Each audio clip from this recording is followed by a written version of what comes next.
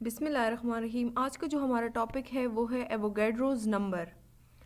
तो एवोगैड्रोज़ नंबर को समझने से पहले, स्टार्ट करने से पहले हम थोड़ा सा इसका इंट्रोडक्शन देख लेते हैं। इंट्रोडक्शन में एवोगैड्रो जो साइंटिस्ट था उसके बारे में है और उसने जो लॉ पेश किया था उसके बारे में लिटिल बिट इंट्रोडक्शन, उसका तारुफ है। Let's start. Lorenzo Romano Amadeo Carlo Avogadro was an Italian scientist most noted for his contribution to molecular theory now known as Avogadro law, which states that equal volume of gases under the same condition of temperature and pressure will contain equal number of molecules. एक Italian scientist था जिसका नाम था Avogadro. ये सारा इसका नाम है लॉरेंजो रोमानियो एमेडियो कार्लो एवोगैड्रो। ये एक इटालियन साइंटिस्ट था। सबसे ज़्यादा इसकी जो कंट्रीब्यूशन है वो मॉलिक्यूलर थ्योरी के लिए है और मॉलिक्यूलर थ्योरी में इसने जो लॉ पेश किया उस लॉ को कहते हैं एवोगैड्रोज लॉ। इसके नाम पे वो लॉ फेमस हुई।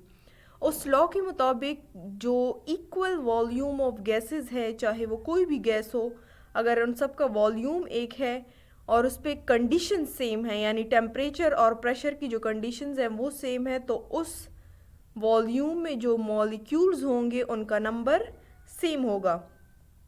स्टेटमेंट क्या थी इसकी कि equal volume of gases under the same condition of temperature and pressure will contain equal number of molecule.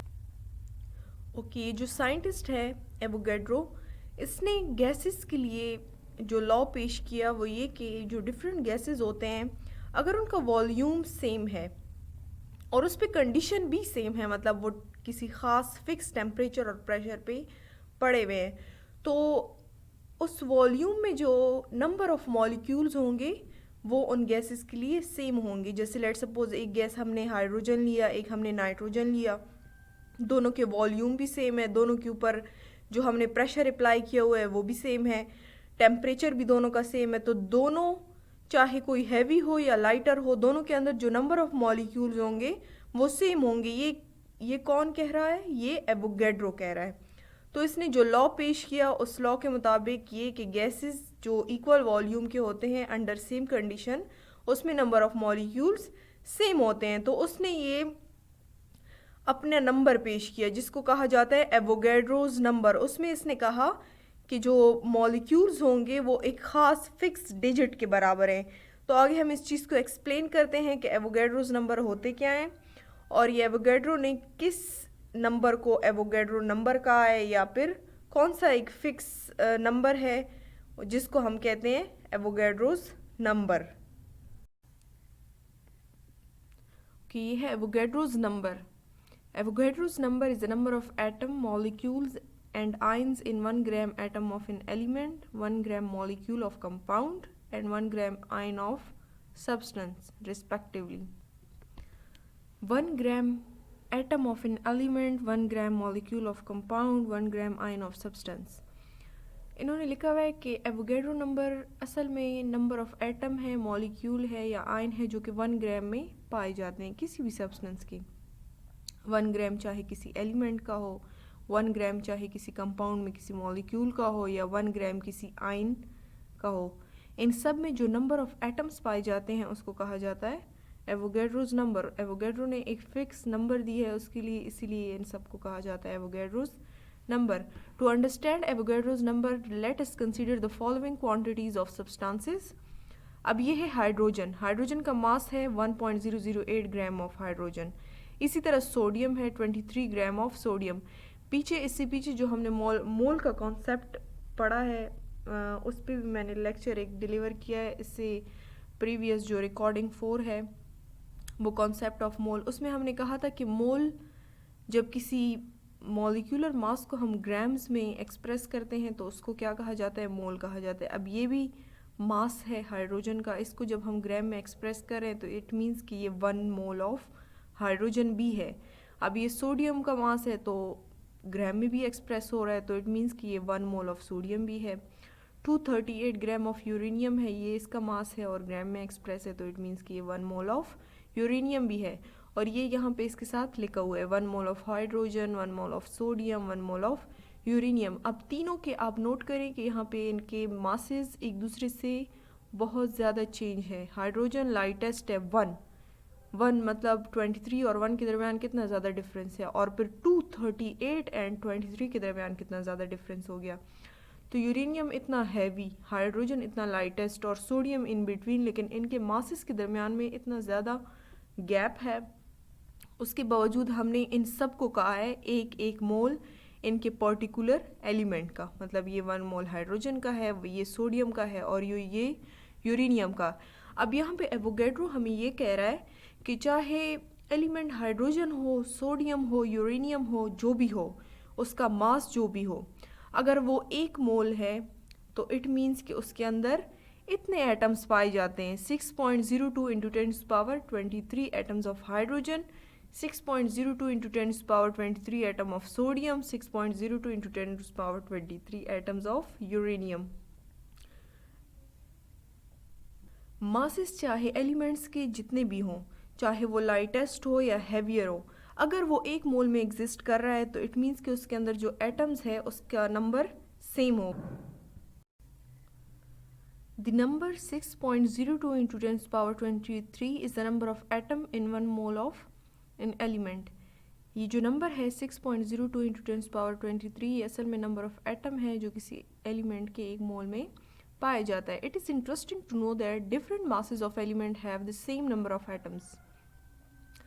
ये बहुत ज़्यादा इंटरेस्टिंग बात है कि अगर किसी भी एलिमेंट का मास चाहे डिफरेंट हो, उसके अंदर जो एटम्स होंगे वो सेम पाए जाते हैं। Atom of sodium is 23 times heavier than atom of hydrogen.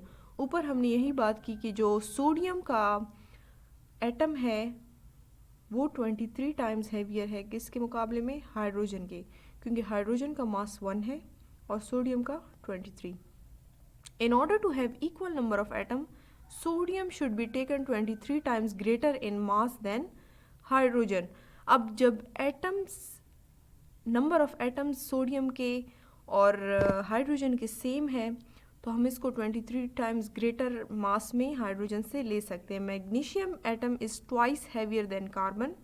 Magnesium का जो एटम है वो ट्वाइस हैवियर, 2 गुना ज़्यादा हैवियर है कार्बन के मुकाबले में। 10 gram of magnesium and 5 gram of carbon contain the same number of atom. अब जो मैग्नीशियम है 10 ग्राम्स और 5 ग्राम कार्बन, तो दोनों के जो नंबर ऑफ एटम है सेम है। तो इससे रिजल्ट क्या निकला, ये कि मासेस चाहे किसी एलिमेंट के लिए कितने ही क्यों ना हो, उसके अंदर जो नंबर ऑफ एटम्स होंगे वो सेम होंगे, क्योंकि वो दोनों एक ही मोल में एग्जिस्ट करेंगे। एवोगैड्रो के मुताबिक चाहे मासेस कोई भी हो, कोई एलिमेंट किसी दूसरे एलिमेंट के मुकाबले में कितना हैवी क्यों ना हो, अगर तो उनके मोल सेम है, मतलब एक भी 1 मोल है दूसरा भी 1 मोल है, इसका मतलब ये है कि अगर लेट सपोज यहाँ पे बहुत सारी एग्जांपल्स हमने देखी कि सोडियम और हाइड्रोजन, अब सोडियम 23 टाइम्स हैवी है हाइड्रोजन के मुकाबले में, तो इसका मतलब ये हुआ कि इनके जो एटम्स हैं वो हैवी है, लेकिन नंबर ऑफ एटम्स एवोगैड्रो के मुताबिक वो सेम है। तो नंबर ऑफ एटम सेम होने का मतलब ये है कि हाइड्रोजन के 1 मोल में भी 6.02 इंटू 10⁻23 एटम्स पाए जाते हैं, जबकि सोडियम के 1 मोल में भी 6.02 इंटू 10⁻23 एटम्स पाए जाते हैं।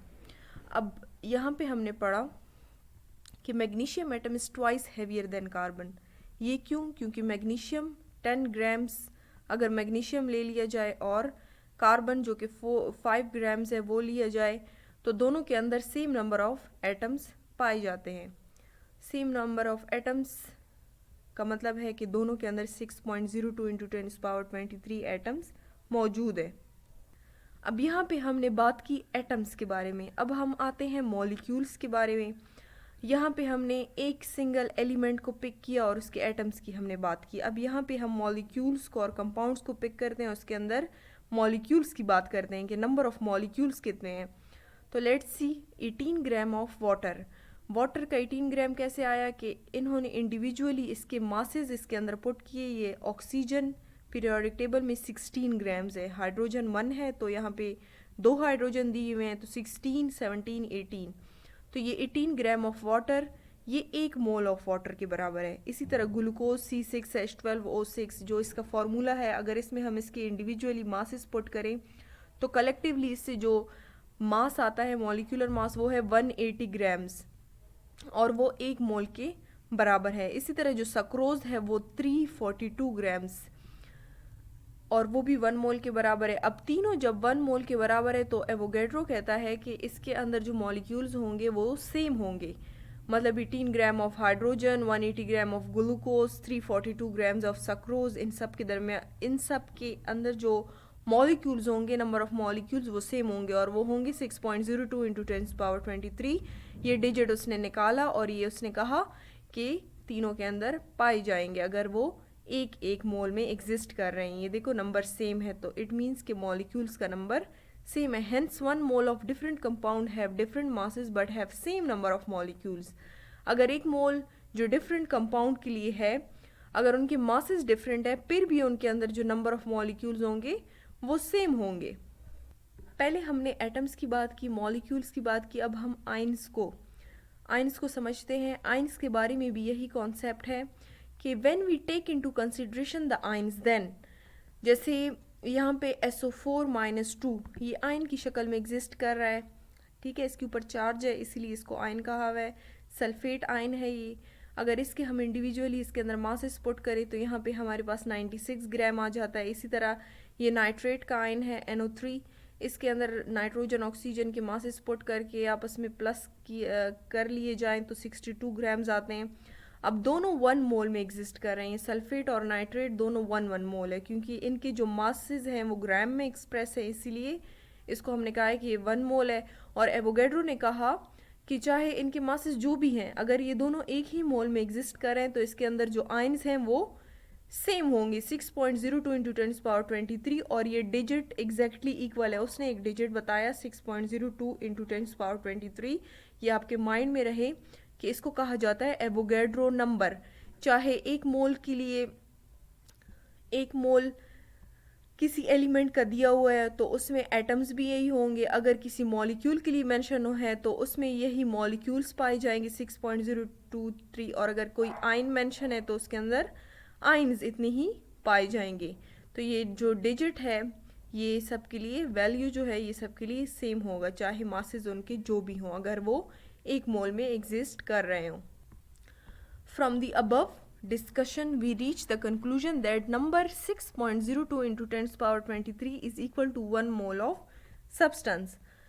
अच्छा, ऊपर जो हमने तीनों के लिए डिस्कशन की, एटम, मॉलिक्यूल्स और आयंस के लिए, उससे हमारे पास ये कंक्लूड हुआ कि ये जो नंबर है 6.02 इंटू 10⁻23 ये एक मोल, किसी भी सब्सटेंस के एक मोल के बराबर है। और इस नंबर को क्या कहा जाता है? Avogadro number. This number is called Avogadro's number and it is denoted by Na, और इसको हम रिप्रेजेंट करते हैं कैपिटल N और कैपिटल A जो उसके साथ नीचे छोटा सा लिखा हुआ हो, इसको कहा जाता है एवोगैड्रोज नंबर।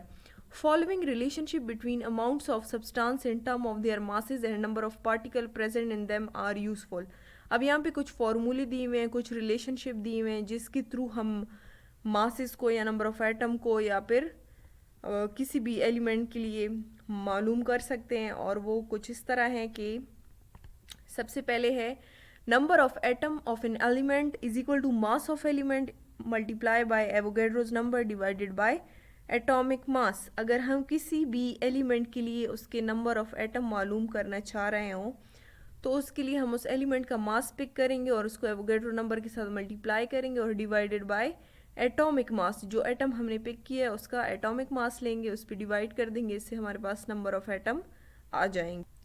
अच्छा, ये फॉर्मूला था एटम्स के लिए कि किसी भी एटम के लिए जब हम नंबर मालूम करते हैं कि उसके अंदर एटम्स कितने हैं उस एलिमेंट के अंदर, तो उसके लिए हम ये फार्मूला यूज़ करते हैं। और अगर किसी मॉलिक्यूल और कंपाउंड के लिए हम इस मालूम करना चाह रहे हैं कि मॉलिक्यूल्स कितने हैं तो उसके लिए ये वाला फार्मूला। और अगर आयंस मालूम करना चाह रहे हैं कि किसी आयोनिक स्पीशी के अंदर आयंस कितने हैं तो ये थर्ड वन फार्मूला। अब नंबर ऑफ मॉलिक्यूल्स मालूम करने के लिए उसी तरह मास को एवोगैड्रो नंबर के साथ मल्टीप्लाई कर लेंगे और मॉलिक्यूलर मास के ऊपर डिवाइड कर देंगे। इसी तरह नंबर ऑफ आयंस या जो आयोनिक स्पीशी के अंदर मौजूद होते हैं उस आयन का मास पिक करके उसको एवोगैड्रो नंबर के साथ मल्टीप्लाई कर देंगे और उसका जो टोटल आयोनिक मास है वो उस पर डिवाइड करके उसमें नंबर ऑफ आयन्स हमें मालूम हो जाएंगी. When we have compounds of known mass, we can calculate the number of atoms from their formulas. अगर तो हमारे पास किसी कंपाउंड का मास नोन है तो हम इन फॉर्मूले के थ्रू उसके नंबर ऑफ एटम मालूम कर सकते हैं. In 18 gram of water there are present in 18 gram of water there are present 6.02 into 10 power 23 molecules of water.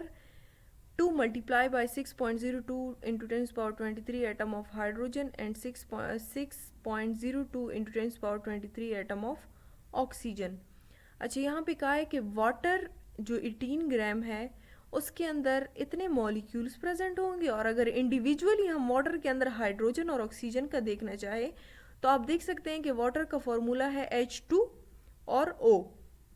इसका मतलब ये है कि यहाँ पे हाइड्रोजन क्या है, 2 हैं तो, और ऑक्सीजन 1 है. तो एटम का मालूम करने के लिए ये हाइड्रोजन 2 है, इसीलिए हमने 2 को 6.02 इंटू 10 पावर 23 के ऊपर मल्टीप्लाई किया. अब भी मल्टीप्लाई के बाद जो एटम्स आएंगे वो उतने वो इस हाइड्रोजन के होंगे और सेम जो 6.02 इंटू 10 पावर 23 है वो ऑक्सीजन के हैं.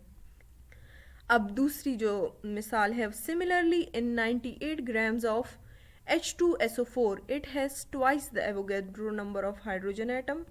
यहाँ पे एवोगैड्रो नंबर को क्या किया जाएगा, 2 के साथ मल्टीप्लाई कर दिया जाएगा, मतलब ट्वाइस, 2 गुना है. सल्फर क्या है, वो उतनी ही होंगे 6.02 इंटू 10 पावर 23, और ऑक्सीजन 4 टाइम्स, 4 गुना होगा, 4 times of Avogadro number of oxygen atom and Avogadro's number of sulphur atom. फिर यहाँ पे जो ओवरऑल इसका मॉलिक्यूलर जो मालूम करेंगे, जो 98 ग्राम ऑफ सल्फ्यूरिक एसिड का होगा वो सेम 6.02 इंटू 10 पावर 23 होगा. लेकिन अगर इंडिविजुअली हम हाइड्रोजन, सल्फर और ऑक्सीजन का मालूम करना चाहें कि इनके अंदर एटम्स कितने हैं, तो हाइड्रोजन का 2 गुना होगा, ऑक्सीजन का 4 गुना होगा और सल्फर का उतना ही होगा. अब यहाँ पे आयंस की बात की गई है कि आयंस में जो है वो ये है कि some substances ionise into suitable solvent to yield cations and anions. Cations जो कि पॉजिटिव आयंस होते हैं, एनाइन जो कि नेगेटिव आयन होते हैं. कहते हैं कि कुछ सब्सटेंस अगर उसको हम सॉल्वेंट के अंदर डिज़ोल्व कर दें या डाल दें तो वो आयोनाइज हो जाते हैं, आयंस में कन्वर्ट हो जाते हैं, कुछ कैटाइन बन जाते हैं, कुछ एनाइन बन जाते हैं.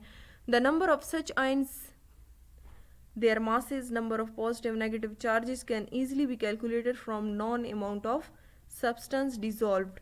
अच्छा, उसके ऊपर चार्जेस अगर हमने मालूम करने हैं, उसके मासेस अगर हमने मालूम करने हो तो ये इजीली कैलकुलेट हो जाते हैं अगर हमें उस सब्सटेंस का जो हमने डाला है उसका हमें अगर मास मालूम हो, वो हमने कितने अमाउंट में डिज़ोल्व किया है वो मालूम हो.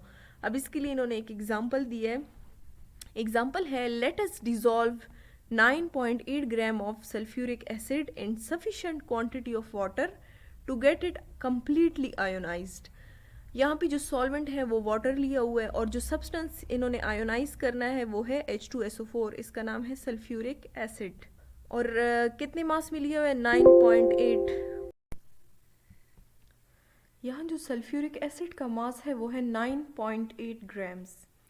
इसके अलावा हम आगे रीड करते हैं, insufficient quantity of water to get it dissolved completely ionized. अच्छा, सल्फ्यूरिक एसिड को जो कि 9.8 ग्राम्स है उसको इतने वाटर में हम डिज़ोल्व करेंगे, इतने अमाउंट ऑफ वाटर में कि वो कम्प्लीटली उसमें आयोनाइज हो जाए, आयंस में कन्वर्ट हो जाए. It has 0.1 moles of H2SO4 sulphuric acid. It will yield 0.2 मोल और 0.2 into 10 power 23 hydrogen ion, H positive ion, and 0.1 mole और 0.1 into 6.02 into 10 power 23 sulphate ions. Okay, अगर ये सल्फ्यूरिक एसिड वाटर में स्प्लिट हो जाता है तो ये H पॉजिटिव आइन देगा और SO4 नेगेटिव आइंस. एक हमारे पास हो जाएगा हाइड्रोजन आइन जो कि हमारे पास कैट आइन है, और सल्फेट आइन है एनाइन. हाइड्रोजन आयन कैटायन इसलिए है क्योंकि उसके ऊपर पॉजिटिव चार्ज है, और सल्फेट आयन नेगेटिव इसलिए है क्योंकि उसके ऊपर नेगेटिव चार्ज है। अब यहाँ पे ओवरऑल जो सल्फ्यूरिक एसिड है वो एक ही मोल में, मतलब 0.1 मोल में एग्जिस्ट कर रहा है। लेकिन अगर हम इंडिविजुअली इसके आयंस को लेंगे तो आयंस में H2 है। इसका मतलब ये है कि इस पे दो पॉजिटिव चार्जेस हैं, तो दो पॉजिटिव चार्जेस की वजह से ये जो वैल्यू है 0.1 ये 2 के साथ मल्टीप्लाई हो जाएगी, और ये 2 0.2 होके 6.02 इंटू 10⁻23 आंसर देगी। एंड इसके अलावा जो सल्फेट आयन है इसके ऊपर एक ही नेगेटिव चार्ज है, इसलिए ये भी 0.1 6.02 इंटू 10⁻23 के साथ मल्टीप्लाई हो जाएगा। Total positive charges will be 0.2 into 10⁻23 and total negative charges will be 0.2 into 6.02 into 10⁻23. Because each sulfate ion has two negative charges, the total mass of H positive is 0.2 into 1.008 grams and that of sulfate ion is 0.1 into 96 grams. यहाँ पे किसी भी compound को अगर हम split करते हैं तो पॉजिटिव और नेगेटिव चार्जेस की जो अमाउंट होती है या नंबर होती है वो हमेशा सेम होते हैं। तो जब हाइड्रोजन के ऊपर दो पॉजिटिव चार्जेस आएंगे तो सल्फेट के ऊपर भी पॉजिटिव चार्जेस आ जाएंगे। और यहाँ पे हाइड्रोजन को हमने 0.2 उसके चार्जेस की वजह से उसके मास के साथ क्या किया है, मल्टीप्लाई किया, क्योंकि दो हाइड्रोजन है, जबकि सल्फेट आयन एक ही है, इसीलिए इसको 0.1 सल्फेट आयन का जो मास है वो है 96 ग्राम, तो उसके साथ मल्टीप्लाई कर दिए। इस पूरे पैराग्राफ को एक और एग्जांपल की मदद से समझते हैं। Now let's see the example. अच्छा, एग्जांपल 9 है, उसमें लिखा हुआ है स्टेटमेंट है 10 gram of H3PO4 has been dissolve in excess of water to dissociate it completely into ions. अब यहाँ पे हमने चार चीज़ें कैलकुलेट किए हुए करने हैं। Number of molecules in 10 gram of H3PO4, number of positive and negative ions in case of complete dissociation in water, और जो थर्ड है मासेस ऑफ इंडिविजुअल आयंस, वो जो आयंस हमारे पास आ जाएंगे उनके हमने मासेस भी मालूम करने हैं। Number of positive negative charges dispersed in the solution. अब जो चार्जेस हैं पॉजिटिव और नेगेटिव जो सॉल्यूशन के अंदर मौजूद हैं वो भी हमने मालूम करने हैं। सबसे पहले क्या, नंबर ऑफ मॉलिक्यूल्स मालूम करने हैं, जो कि 10 ग्राम में H3PO4 के कितने नंबर ऑफ मॉलिक्यूल्स है वो। Number of positive negative ions मालूम करने हैं, number of positive negative charges अलग से मालूम करने हैं और आयंस अलग से मालूम करने हैं, और इसके अलावा इन आयंस के जो इंडिविजुअल मासेस हैं वो भी मालूम करने हैं। अच्छा, यहाँ पे हमें गिवन है 10 grams of H3PO4 sulphonic acid. तो मास सबसे पहले हमने गिवन डेटा में मास पुट किए है, mass of H3PO4 is equal to 10 grams. अब इसका जब हम मोलर मास निकालेंगे तो इंडिविजुअली हाइड्रोजन का अलग से पुट करेंगे, फास्फोरस का अलग से और ऑक्सीजन का अलग से, तो हाइड्रोजन तो 3 हो जाएगा क्योंकि हाइड्रोजन का इंडिविजुअल जो मास है वो है 1। इसी तरह जो फास्फोरस है उसका 31 है। इस तरह ऑक्सीजन क्या है, ऑक्सीजन 16 है, तो 4 के साथ मल्टीप्लाई करके 64 आ जाएगा। अब कलेक्टिवली 3, 31, 64 को प्लस करके हमारे पास जो सल्फोनिक एसिड का मास आ जाता है, मोलर मास, वो है 98। नंबर ऑफ मॉलिक्यूल्स मालूम करने के लिए जो हमारे पास फार्मूला गिवन था पीछे जो एवोगैड्रो नंबर में मालूम किया था, सबसे पहले नंबर ऑफ एटम का फार्मूला दिया हुआ था, फिर मॉलिक्यूल का दिया हुआ था, फिर आयंस का दिया हुआ था, और तीनों हमने पढ़ लिए हैं इसी टॉपिक में। तो यहाँ पे वो फार्मूला पुट कर देंगे, मास of H3PO4 multiply by Avogadro number, ये एवोगैड्रो नंबर है 6.02 into 10⁻23 divided by molar mass of H3PO4। अब यहाँ पे हम अलग अलग से इनके मासेस पुट करते हैं स्टेप वाइज। सबसे पहले हमने मास ऑफ H3PO4 पुट किया, नीचे हमने मोलर मास लिया और इसको एवोगैड्रो नंबर के साथ मल्टीप्लाई किया। जब 10 को 98 के ऊपर डिवाइड कर देंगे तो इससे आंसर आ जाएगा 0.102। जब इसको 6.02 इंटू 10⁻23 के साथ मल्टीप्लाई किया जाता है तो इससे आ जाता है 0.614 इंटू 10⁻23। मैथ्स का रूल है, जब भी डेसिमल को या पॉइंट को हम राइट की तरफ शिफ्ट करते हैं तो पावर से एक डिजिट कम हो जाता है। यहाँ पे है 23, और अगर ये 0.6 से मैं 0.6.1 के दरमियान में ले आऊँ तो इससे यहाँ पे जो 10 की पावर है इसमें कमी आ जाएगी और ये हो जाएगा 22। तो इससे हमारे पास जो आंसर आया वो है 6.14 इंटू 10 पावर 22। अच्छा, इसका जो बी पार्ट है वो ये है कि हमने क्या मालूम करना है, आइंस मालूम करने हैं कि H3PO4 जब इंडिविजुअली हाइड्रोजन और फॉस्फेट आयन में कन्वर्ट होते हैं तो इनके अलग अलग मासेस क्या हैं। According to balance chemical equation, जब भी कोई कंपाउंड स्प्लिट होता है तो वो स्प्लिट होने के बाद कैटाइन और एनाइन में कन्वर्ट हो जाता है। अब यहाँ पे H3PO4 सबसे पहले ये इक्वेशन दी हुई है, H3PO4 कन्वर्ट हो जाता है 3H पॉजिटिव आइंस में plus PO4 minus 3 negative ions में। तो यहाँ पे H3PO4 लेट सपोज 1 मोल है और यहाँ पे हाइड्रोजन कितने हैं 3 मोल्स। तो H3PO4 का यहाँ पे हमारे पास क्या है मास 6.14 इंटू 10 पावर 23। 1 मोल का इतना है तो फिर 3 मोल्स का कितना होगा 6.14। इसी वैल्यू को हम 3 के साथ मल्टीप्लाई कर देंगे और सिंपली जो आंसर आएगा वो 3 मोल ऑफ हाइड्रोजन के लिए हो जाएगा। Hence the number of H positive will be 1.842 into 10 power 23। ये हमारे पास हाइड्रोजन H प्लस के लिए आया है जो कि 3 मोल में एग्जिस्ट कर रहा है। अब इसके साथ ही जो एनाइन है PO4 फॉस्फेट PO4 माइनस 3, ये भी बिल्कुल जो इसके रिएजेंट है H3PO4 उसी की तरह एक ही मोल में एग्जिस्ट कर रहा है। तो वो एक मोल में 6.14 इंटू 10 पावर 22 है, तो ये भी 6.14 इंटू 10 पावर 22 हो जाएगा। Hence the number of PO4 minus 3 will be 6.14 into 10 power 22।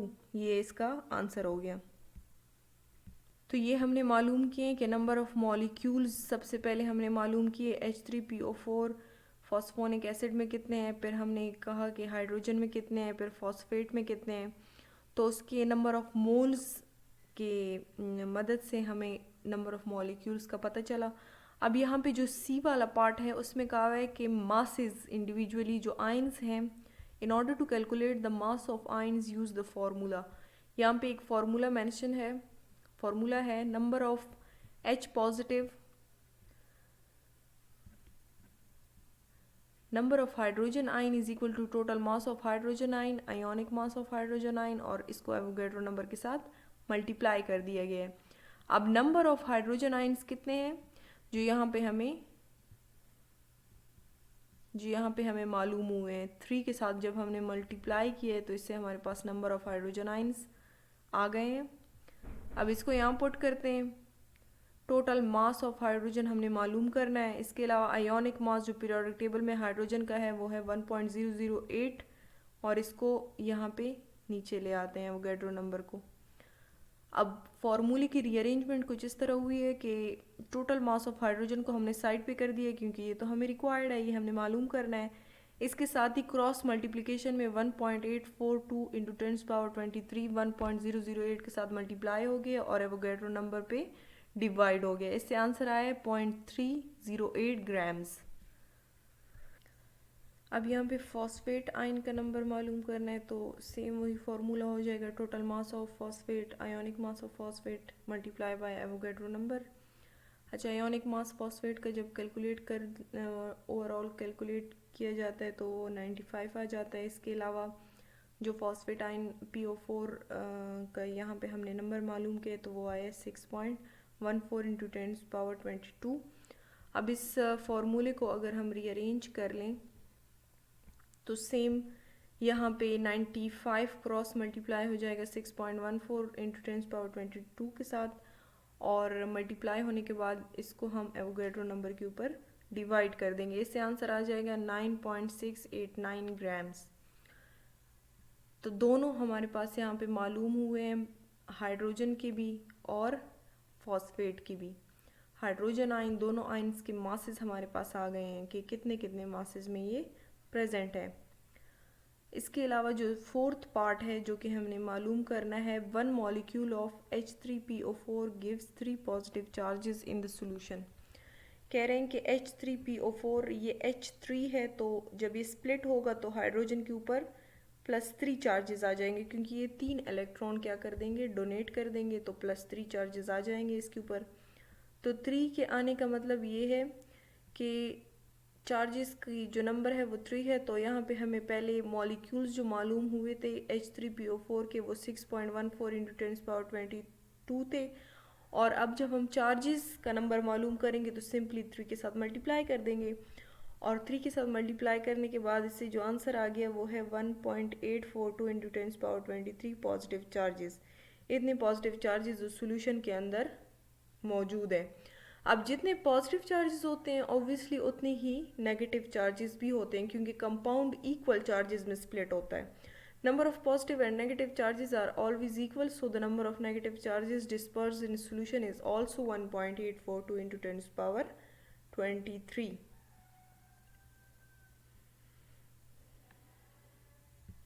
तो इसमें 4 चीज़ें थी। सबसे पहले हमने मॉलिक्यूल्स मालूम किए H3PO4 के, फिर इंडिविजुअली आइंस के हमने मॉलिक्यूल्स मालूम किए, फिर हमने उन्हीं आइंस के मासेस मालूम किए, फिर हमने क्या किया, आइंस पॉजिटिव कितने हैं, नेगेटिव कितने हैं, इसका नंबर मालूम किया। फारूक फाउंडेशन ऑनलाइन स्कूल तमाम तलबा और तालिबात के लिए खुशखबरी। जदीद साइंस और टेक्नोलॉजी की मदद से क्लास अव्वल ता दहम ये तालीमी बोर्ड तैयार किया गया है, जिससे आप मैट्रिक तक का इम्तिहान बगैर किसी ट्यूशन पास कर सकते हैं। मजीद KPK का निसाब भी मौजूद है। हमारी तमाम वीडियोस यूट्यूब पर मौजूद हैं। किसी किस्म की कोई फीस नहीं चार्ज की जाती। आप हमारे जूम प्रोग्राम में भी दाखिला ले सकते हैं।